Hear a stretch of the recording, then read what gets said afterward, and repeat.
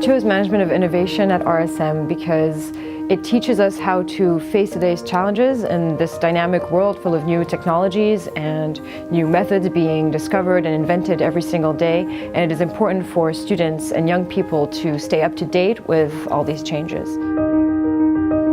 Innovation management is about evaluating the innovative potential of a new product, from idea generation to optimizing your organization to formulating a strategy to product implementation. This overarching view on the innovation funnel really teaches students how to work in innovation teams at big corporations and startups alike.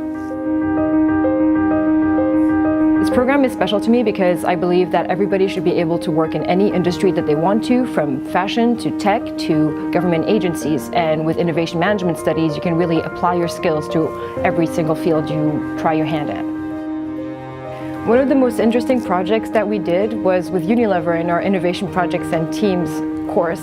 We had to develop a product from beginning to end with a business model and ended up with a prototype and presented it to representatives from Unilever. And it was a really interesting experience.